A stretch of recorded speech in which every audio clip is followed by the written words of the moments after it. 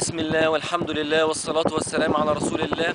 أنا يا جماعة النهاردة هتكلم في موضوع قد إيه ومهم جدا. هكلم كل واحد وواحدة مكروب أو مهمومة وعنده ضيق أو حامل هم الدنيا في قلبه. بس قبل ما هكلمه هحكي له قصتين. القصة الأولانية وردت عن الإمام أحمد بن حنبل، هذا الإمام العظيم إمام أهل السنة والجماعة. في وقت من الأوقات كان الإمام اتهموه بالبدع وطردوه بره البلد، فالمهم راح بلد تانية، فحب عشان يبات في هذه البلده، فحب يشوف اي مسجد يبات فيه. فالمهم الخادم بتاع المسجد مرضيش ان هو يبيته في المسجد، فحصل زي مشاجره بينهم. فالامام احمد حنبل طلع بره المسجد ومشي منه. فكان في خباز في الطريق كان معدي، فشاف الامام وهو ما كان معرفش ان هو ده الامام احمد بن حنبل. فحب قال له انا جاي من بلد غريبه. فالمهم قال له خلاص طب تعالى بات عندي في البيت. فالمهم الامام راح معاه وبات فعلا عنده في البيت.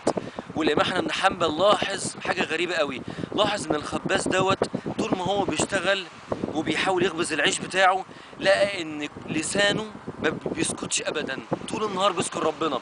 ولاحظ ان هو مش بيذكر اي ذكر، لقى ان هو بيستغفر دايما. فالمهم الامام احمد بن حنبل سأل الخباز، سأله قال له ايه؟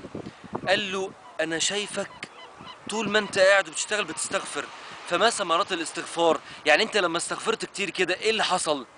فرد عليه الخباز. بصوا يا جماعه ردوا عليه رد عجيب وغريب.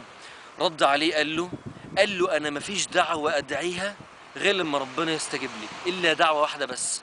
فالامام احمد بن حنبل رد عليه وقال له ما تلك الدعوه؟ يعني ايه هي الدعوه دي اللي انت يعني انت كل الدعوات ربنا بيستجيب لك الا دعوه واحده بس؟ فهو كان عاوز يعرف ايه هي الدعوه دي.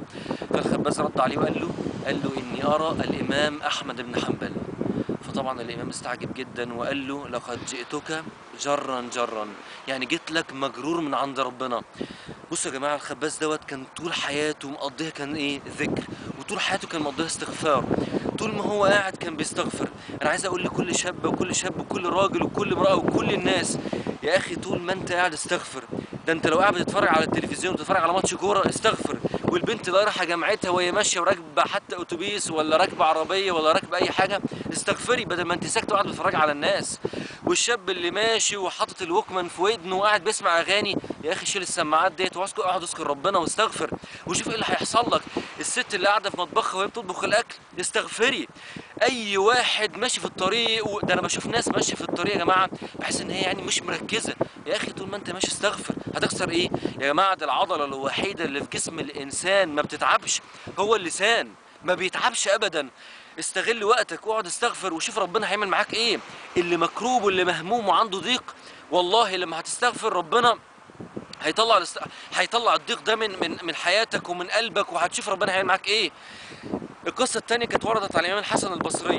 كان قاعد ومعاه جماعه وكل واحد جاله فقال له يا امام نحن نشتكي المطر، يعني ما فيش مطر في بلدهم. فرد عليه قال له عليك بالاستغفار. واحد تاني جاله قال له ايه؟ قال له يا امام انا معيش فلوس وبشتكي من ان انا معيش اموال. قال له عليك بالاستغفار.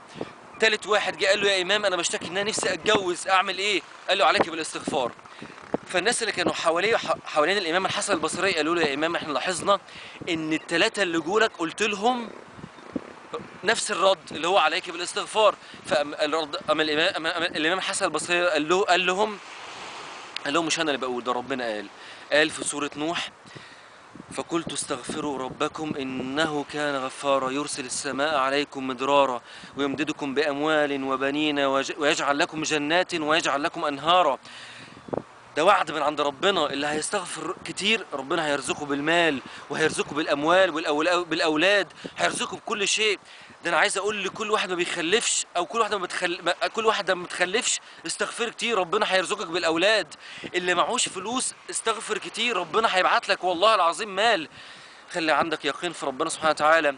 استغفر كتير وربنا هتشوف هيعمل معاك ايه. اخر حاجه بقولها لك قبل ما تقفل الفيديو دوت شيره. عايز اقول لك على حاجه، انت كل واحد هيستغفر لما هتشير الفيديو دوت ميزان حسناتك، فما تكسلش وربنا تقبل مني ومنكم. والسلام عليكم ورحمه الله وبركاته.